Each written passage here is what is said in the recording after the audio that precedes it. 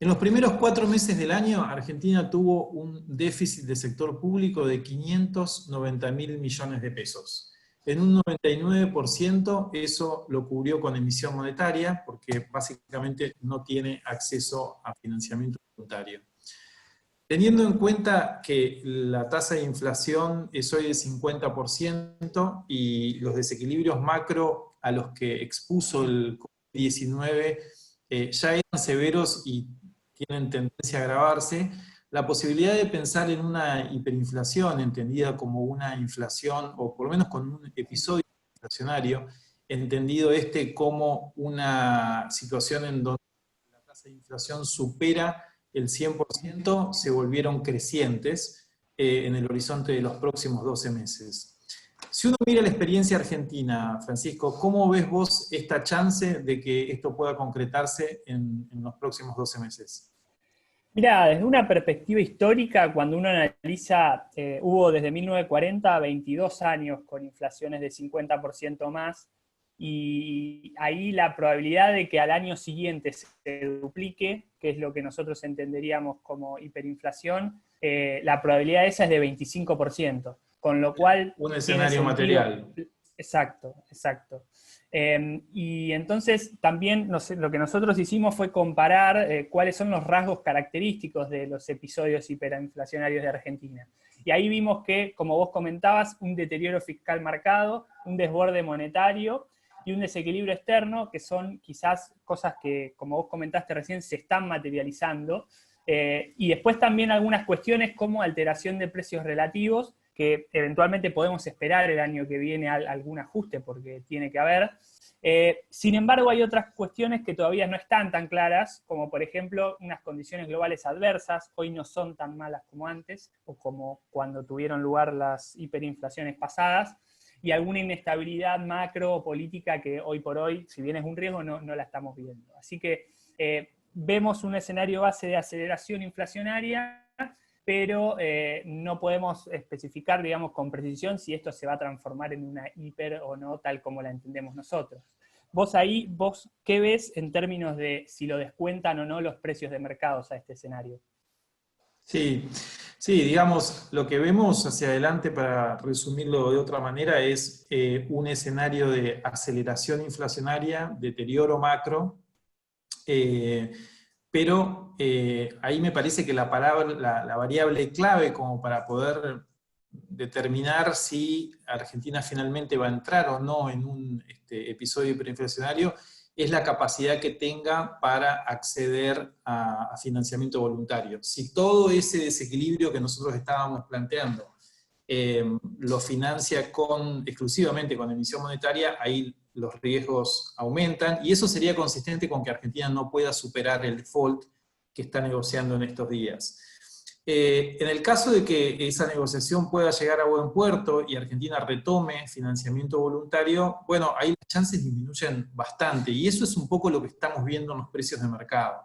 Los precios de mercado ahí están marcando, si uno mira las curvas de peso, por ejemplo, bonos que ajustados por inflación hoy rinden en muchos casos, sobre todo en el tramo corto de la curva, rinden menos, o sea, rinden un dígito, menos de 10%.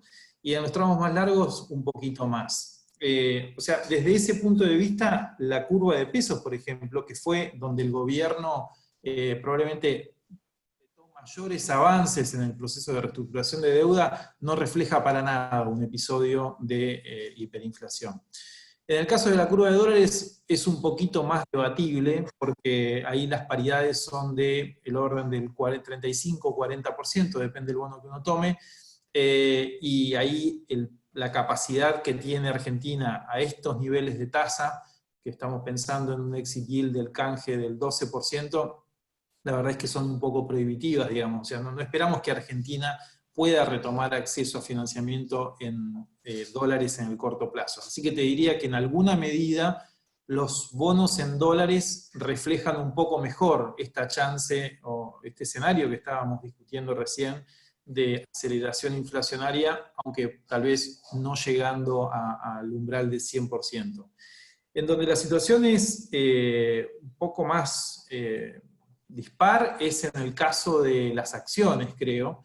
en donde uno de los factores claves que yo creo que va a estar detrás de la aceleración inflacionaria que vos muy bien marcabas recién, es la distorsión de precios relativos que tenemos hoy en la economía, con sobre todo los precios regulados atrasándose crecientemente en el contexto de manejo de la crisis que está haciendo el gobierno del COVID-19. Ahí lo que nosotros vemos es que en algún momento el tipo de cambio va a tener que ajustar, eso va a tener algún impacto probablemente en precios. En algún momento el déficit del sector energía va a dejar de poder ser subsidiado por el sector público y las tarifas van a tener que aumentar. Y muy probablemente todos esos impactos, con una recesión tan marcada, no tengan un correlato inmediato en precios, sino que se den más bien en la segunda mitad o la primera del año que viene. Por eso hablábamos al principio de los próximos 12 meses, en donde este escenario de alza fuerte de la inflación se dé.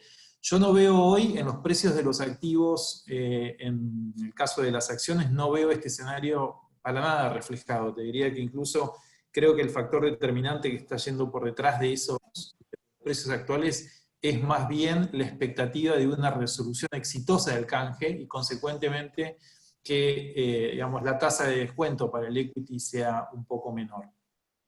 Pero bueno, exacto, ahí lo que vemos es que cuando los bonos reaccionan generalmente positivamente, las acciones los acompañan. Una vez después de que se haya pasado, si es que se pasa el acuerdo de la deuda, bueno, será momento por ahí para las acciones para empezar a ver cómo descuentan este escenario, ¿no? Y déjame una última cosa aclarar, aparte del tema de la deuda, otra herramienta que tiene el gobierno para alejar este riesgo lo máximo posible es empezar a esterilizar un poco la cantidad de dinero que emite por otro lado. Así que esperemos que en abril se vio que hizo algo de eso, pero esperemos ver si lo hace de acá en adelante, ¿no? perfecto. Bueno, estos son los temas que estamos tratando en nuestro reporte semanal de hoy. Seguramente van a tener oportunidad de recibirlo y de verlo con un poco más de profundidad en el papel. Muchísimas gracias, que tengan muy buen fin de semana. Buen fin de semana.